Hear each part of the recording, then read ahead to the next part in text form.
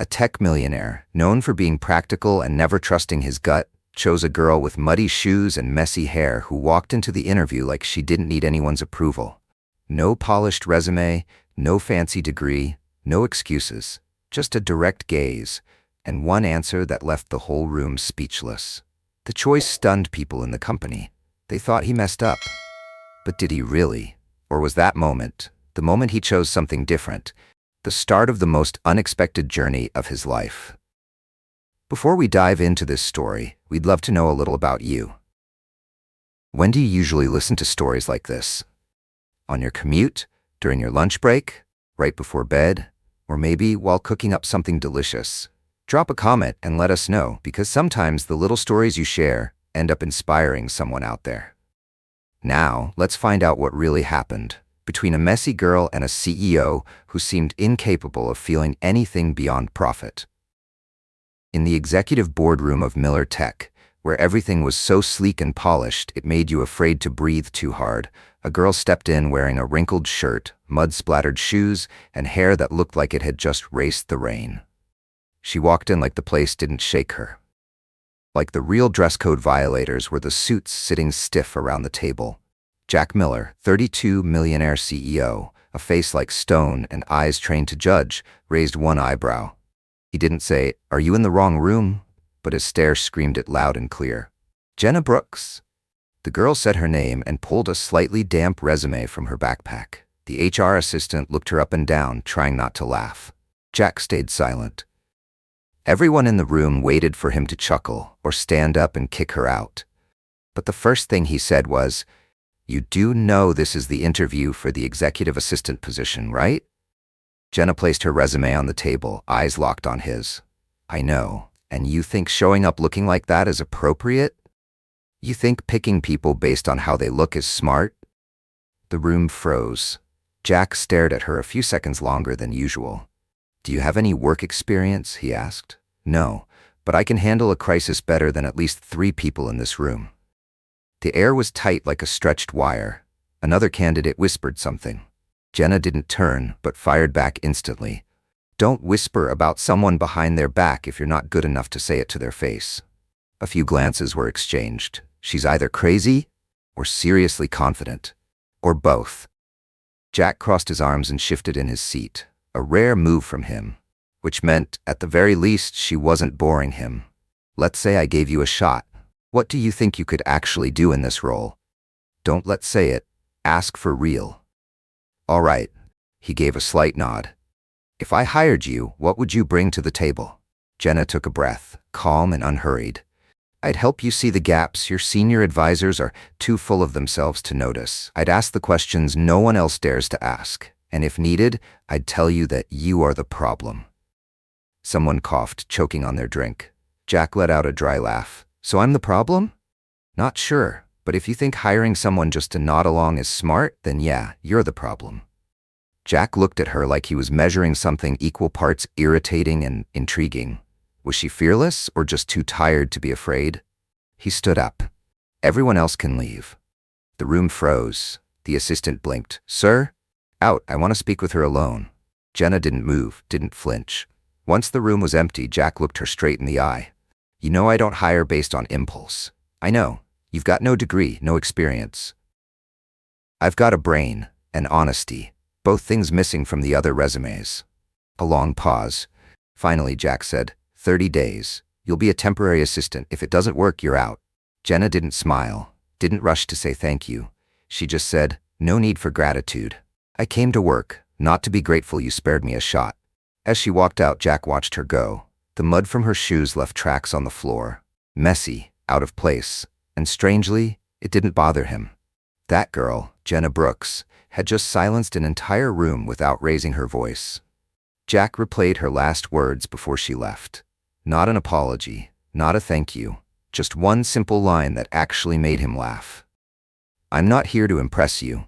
I'm here because I know how to handle a crisis without Googling it." And he started to wonder, was this the biggest mistake he'd ever made or the smartest decision of his life?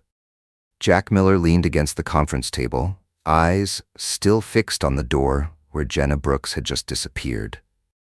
He wasn't sure if he'd just done something incredibly stupid, or if he'd just kicked off the most interesting game of his career. His phone buzzed on the table. A message from the HR director. "Are you sure? She doesn't look like anyone we've ever hired." Jack glanced at the screen, then locked the phone without replying. Somewhere else, Jenna Brooks stood in front of a small convenience store, wiping mud off her shoes with the sleeve of her jacket. She let out a sigh and looked up at the gray sky. The first cold wind of the season cut through the air, dusty, raw, real. She pulled out her phone, its screen cracked straight down the middle. A message from her little brother. "How'd it go?" Jenna smiled faintly and texted back, "I'm good. Grab a pizza." Good? She'd just scraped together the slimmest chance from the most notoriously ruthless CEO in the city, and still didn't know how the hell it even happened. She thought back to her conversation that morning with her best friend Lily, the one who sighed and said, "Jen, come on, you don't belong in that world." Jenna laughed. "Belong? I'm not trying to belong. I just need to stand in it long enough to prove I matter." This was the girl from the working-class South Side, where every step past the poverty line was a fight. Her mom died young, illness and no insurance. Her dad vanished when she was 8. She grew up surrounded by debt, broken promises, and sleepless nights trying to figure out how to make rent. Jenna once landed a scholarship to a top university, majoring in financial risk management. She used to believe she'd end up advising major corporations, but then her mom got sick. The medical bills piled up. Jenna dropped out and jumped into survival mode, waiting tables, working warehouse shifts, even managing the night shift at a small store. That's where she learned something college never taught. Real crisis management doesn't come from textbooks. The wrinkled shirt she wore to the interview today, it was the last one she hadn't sold to pay off debt. She glanced down at her dirty shoes and muttered, "It's not the mud that makes me feel filthy. It's the way people look at me, like I'm the stain." Jenna didn't walk into that interview to impress anyone. She wasn't chasing some grand ambition, just a job that could cover the bills, keep her little brother in school, and maybe, if luck was kind, buy back the dreams she once put on hold. Her steps felt a little steadier as she crossed the street toward home. The old wooden house still had a payment overdue notice swinging from the front door.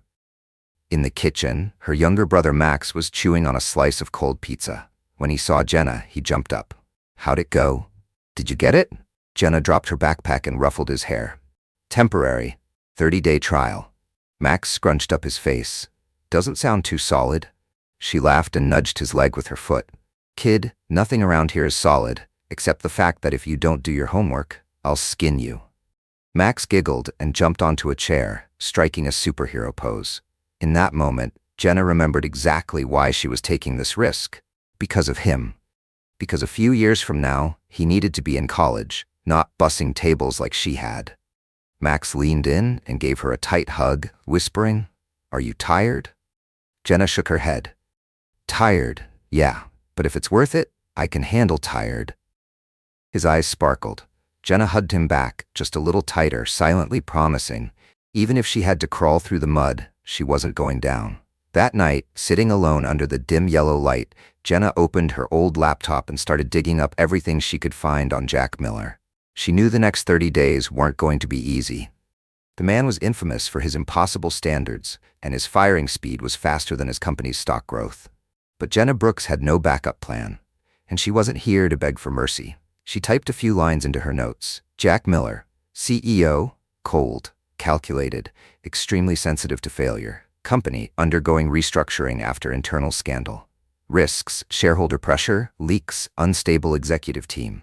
Jenna closed the laptop, a sharp glint in her eyes. She'd lived her whole life in crisis mode. An A-list office full of smug suits wasn't going to scare her. Before bed, she fired off one last message to Lily. "I don't fit into their world, but I'll survive in it with these same muddy shoes." No one remembers the one who begged for a seat at the table. They remember the one who slammed it and stood up. Jenna whispered the words to herself before switching off the light, ready for tomorrow. Jack Miller walked into his office at exactly 7:05 a.m., not early, not late, right on the dot like every other day. Black coffee, no sugar, no ice, already waiting on the right side of his desk. His schedule, neatly printed and clipped with a silver pin engraved with his name. He liked order. Obsessively. Anything that fell outside that order got cut. Feelings, especially. Jack didn't believe in coincidence, didn't believe in gut instinct. In his world, there was only analysis, forecasting, and control. And Jenna Brooks was outside the lines. He glanced at her name in the freshly updated internal roster. Jenna Brooks, assistant trial. A small line of text, but it felt like a splinter in his eye. "I've officially lost it," he muttered. The morning meeting kicked off. Jack skimmed through the reports with practiced speed. His voice was flat, precise, no stumbles, no wasted words. Everyone around the table sat tense, like piano wire. No one dared interrupt. They all knew Jack could dismantle an idea with a single sentence. "Next quarter's marketing campaign. Scrap it. If it doesn't go viral, it's just expensive noise. Texas branch? Cut their budget in half. If they can't adapt, we're not feeding them company money." Jack didn't raise his voice, didn't slam the table, but every word he spoke made people want to run back and rewrite their entire plan in under 10 minutes. After the meeting, his senior assistant, Adrian, stepped in, voice low. "Are you sure about Brooks? She doesn't really seem like the type that fits here." Jack didn't look up. "That's exactly why I want to test her." Adrian hesitated. "It's just, people like her. They react emotionally. They break easy. Around here, you've got to be cold." Jack paused his typing. "You say that like I hired a wild animal." "No, I'm saying people like her usually don't know how to survive in a place like this." Jack smirked, a tight, uncomfortable kind of smile. "Trial periods aren't for the qualified. They're for the ones I haven't decided whether to fire fast or slow." He turned back to his screen, where Jenna's profile was pulled up. No college degree, zero relevant experience, a scattershot job history, a resume that, if submitted through the normal portal, would have been deleted without a second glance. But then he remembered what she said in the interview.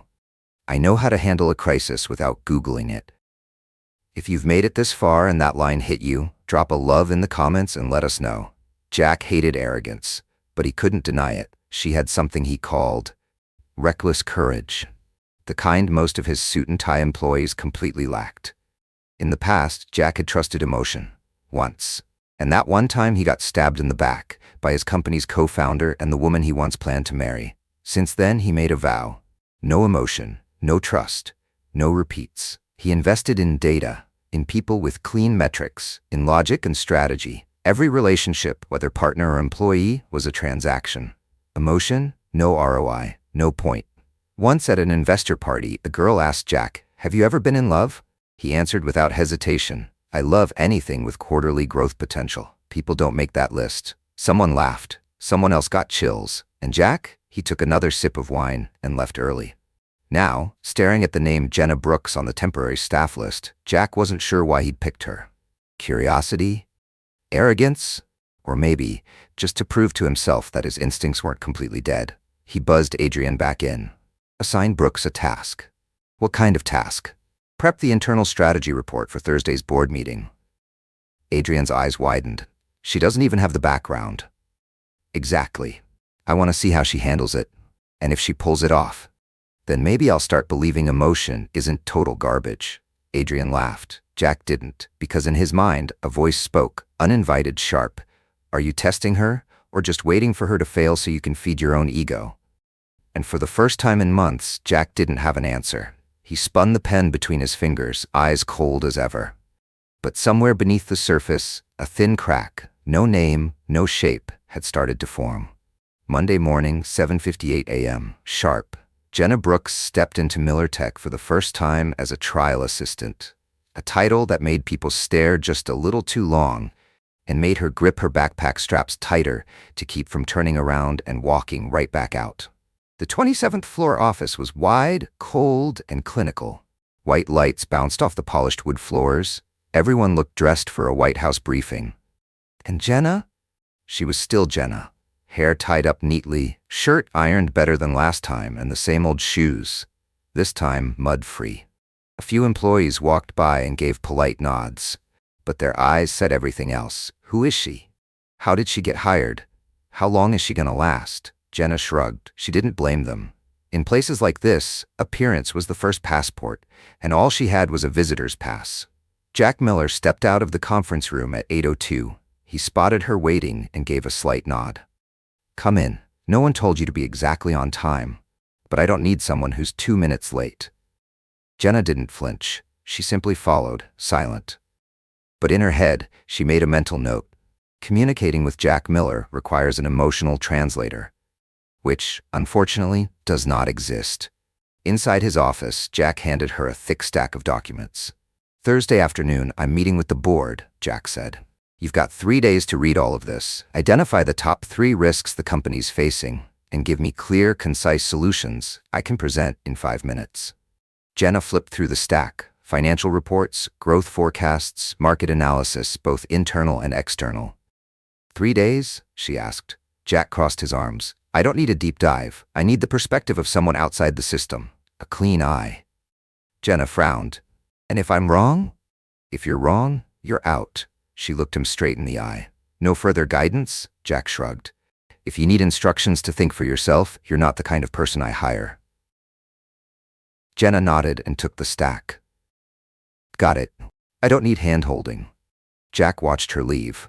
Something about her calm, unshaken attitude rubbed him the wrong way, and also intrigued him. For the next 3 days, Jenna practically disappeared. No small talk, no asking for help, no venting on Slack, just reading, noting, connecting dots. At night, back in her little house, she cooked dinner with one hand and typed on her beat-up laptop with the other. Max, her younger brother, looked over and asked, "What are you working on?"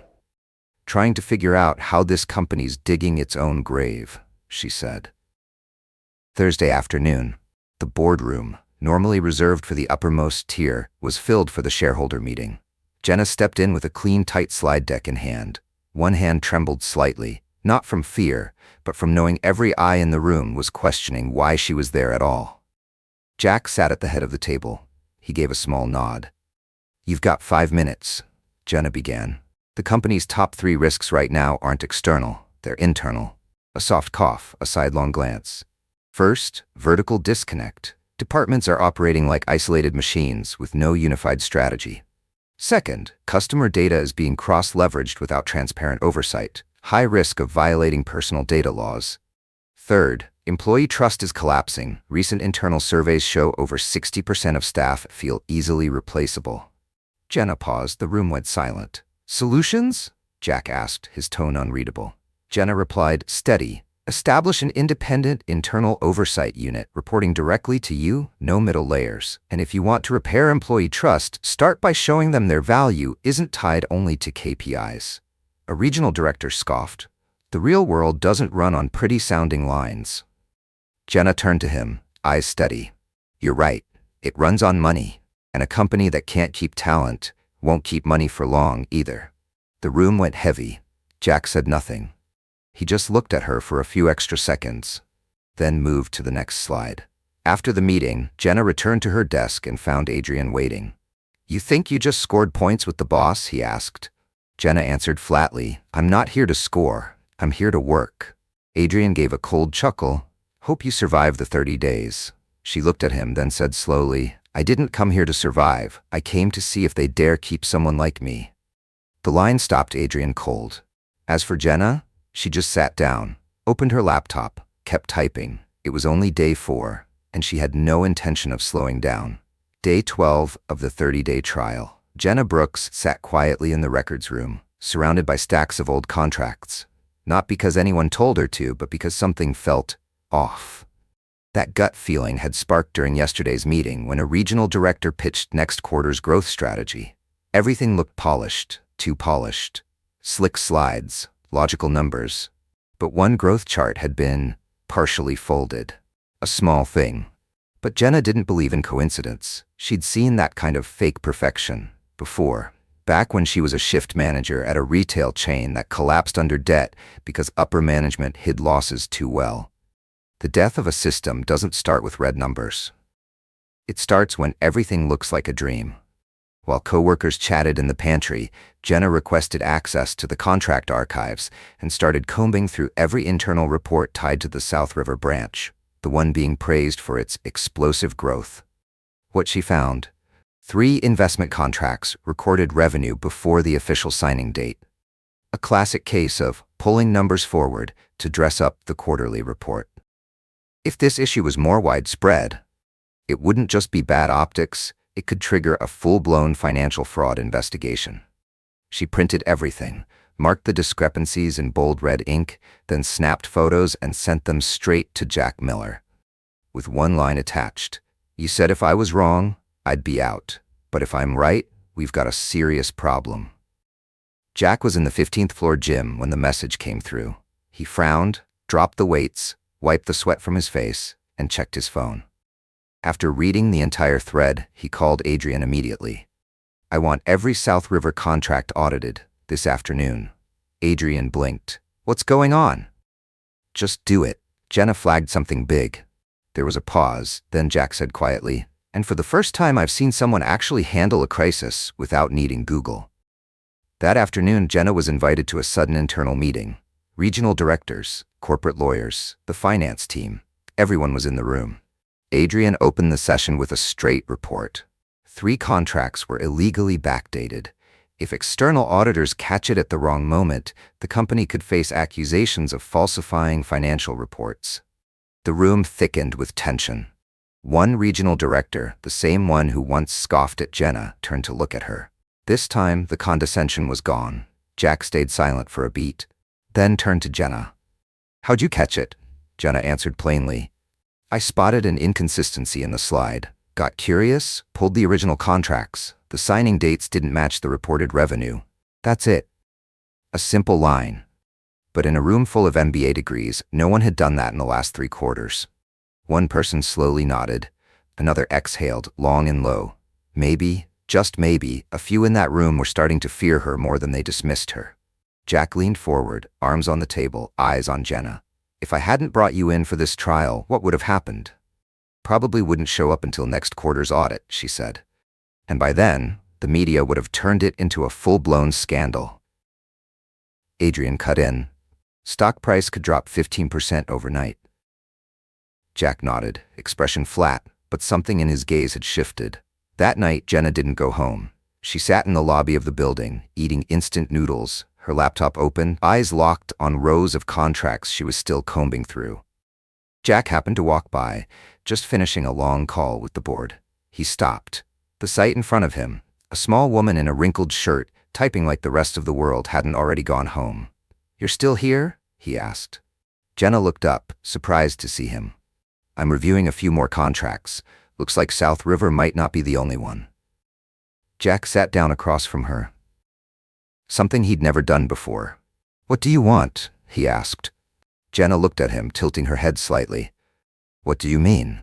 You're not doing this to secure a job, not for praise. So what exactly are you trying to prove?" Jenna paused, then said calmly, "I'm proving that someone like me can create value without changing color to blend in." Jack went quiet. Simple on the surface, made Jack pause and glance inward, maybe for the first time in a long while. In his world, everyone tried to polish up to be accepted, but she was fighting to stay exactly as she was, even if it meant being judged from the second she walked in. He stood up, resting a hand lightly on the back of her chair, a subtle gesture, almost like acknowledgement. "You just saved me from a long-term migraine," he said. "I don't like owing people, but this time, I owe you." Jenna smiled, eyes steady. "The next time, don't call me a trial. Call me an investment." Jack let out a short, real laugh, then walked away, letting her dive back into her work, while he walked off thinking about something he hadn't in years. Maybe prejudice is just a pair of sunglasses. Take them off, and the light hits different. Day 17. Jenna was officially invited to the company's regular strategy meeting, not as someone tagging along, but as one of the main presenters. No one said it out loud, but everything had shifted. The looks she got were different now, less scrutiny, more respect.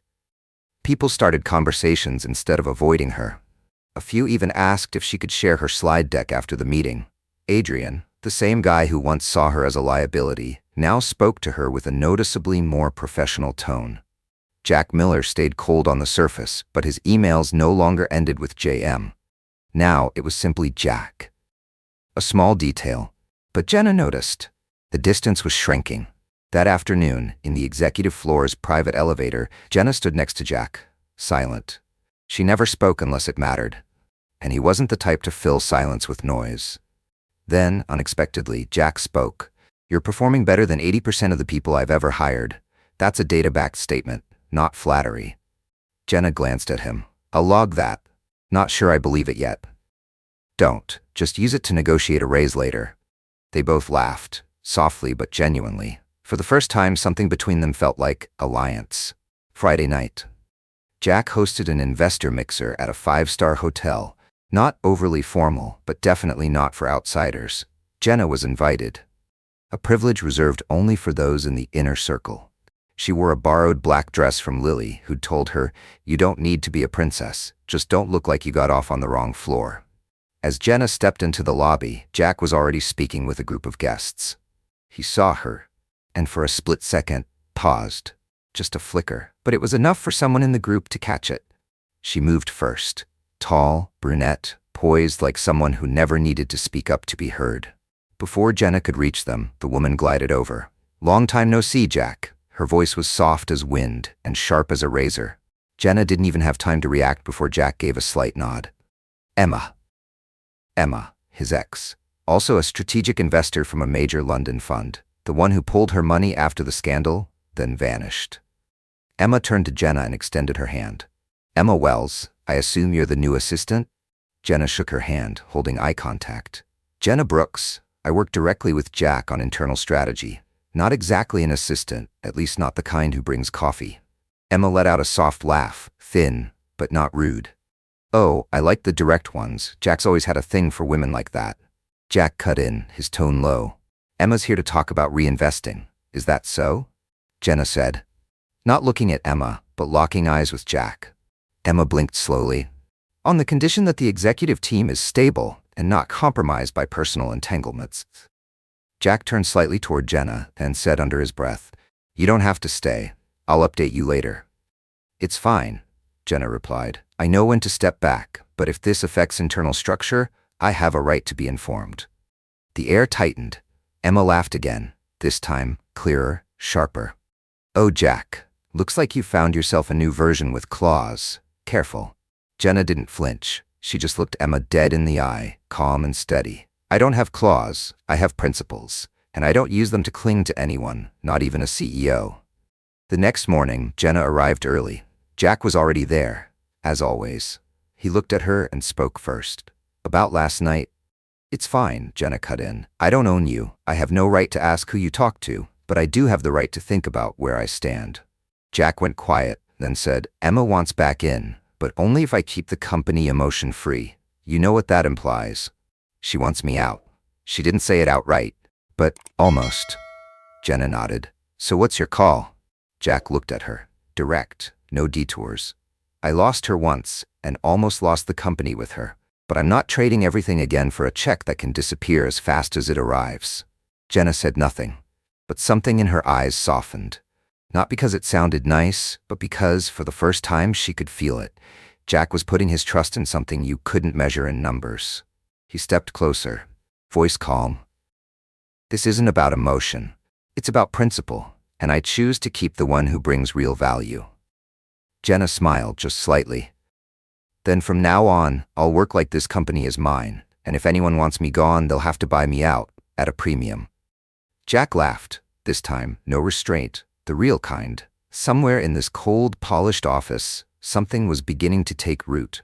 Not loud, not flashy, but real. And just beyond the glass doors, Emma's counterplay was coming faster than either of them expected. Day 24.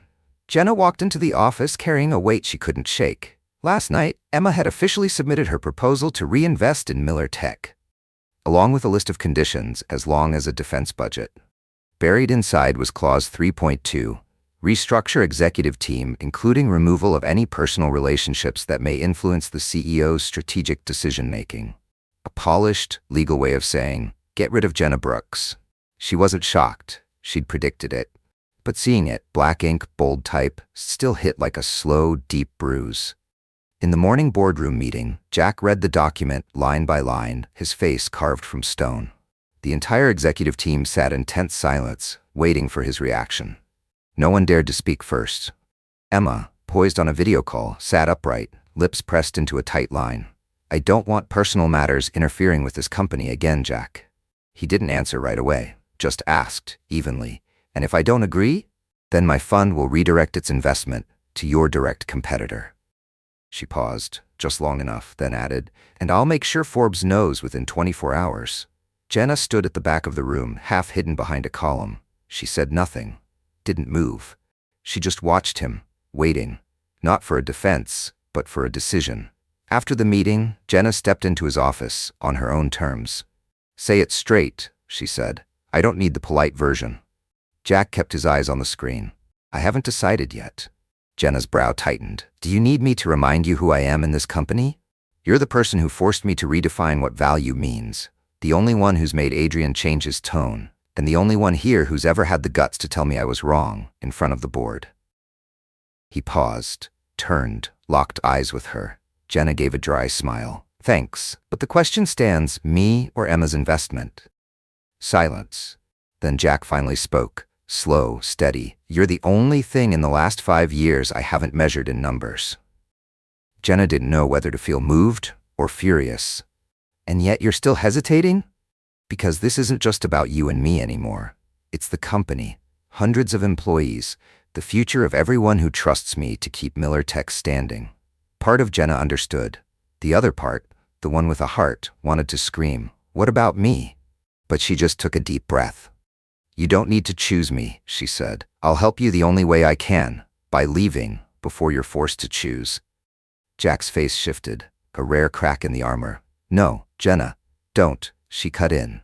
I won't be the reason you lose what you built with your own hands.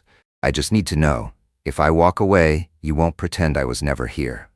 Jack stepped closer, his eyes, for the first time, unsteady. If you leave, he said quietly, I won't pretend, but I also won't keep going like nothing happened.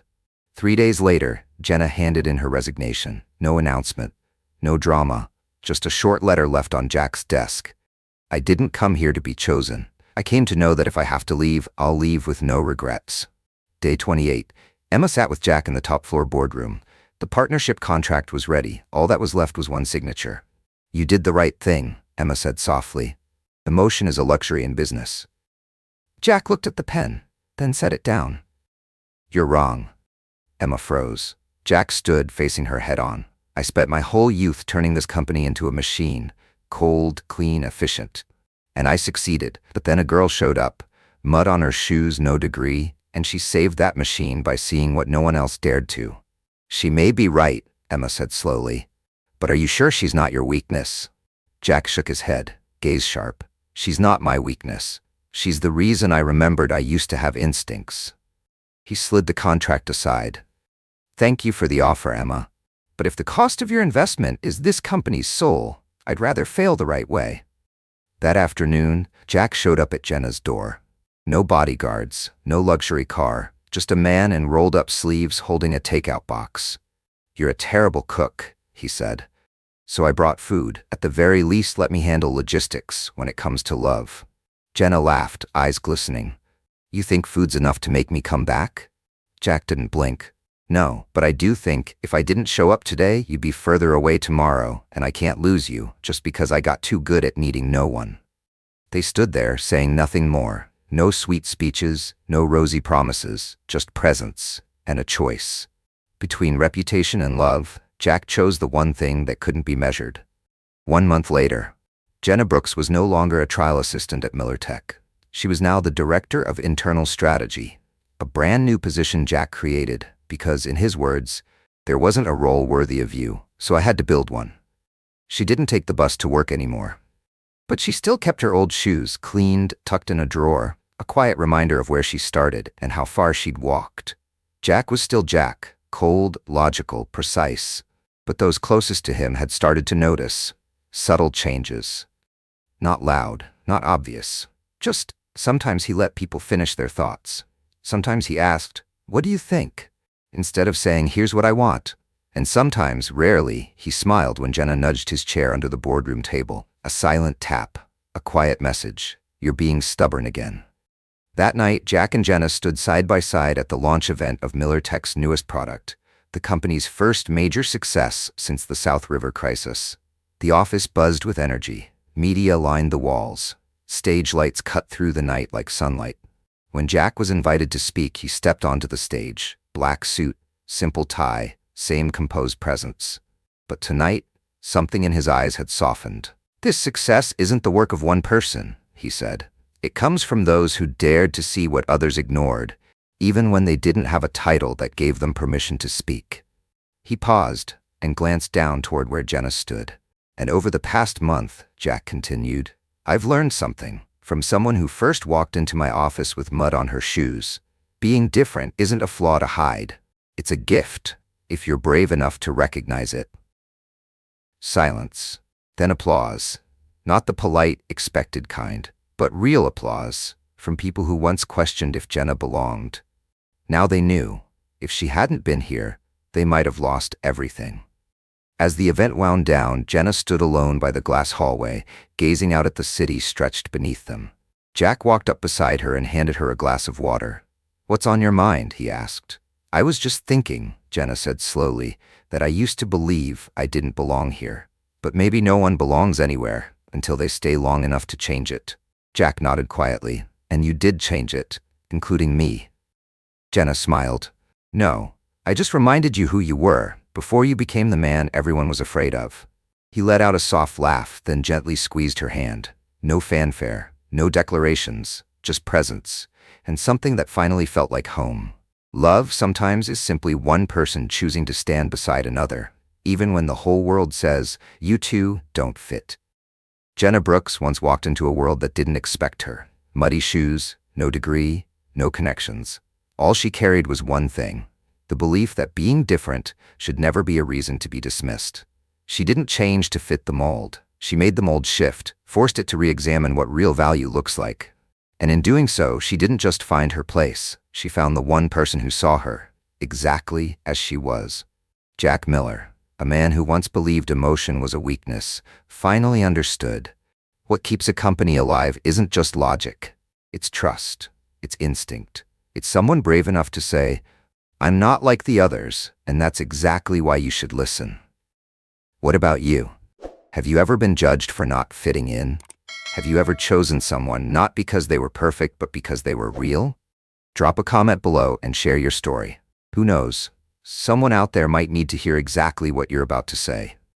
And if you love stories that are honest, unusual, and deeply human, hit subscribe, turn on the notification bell, and share love stories with anyone who might need a little more faith in themselves or in love.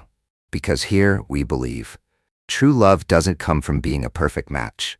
It comes from seeing each other's differences and staying anyway. See you in the next episode.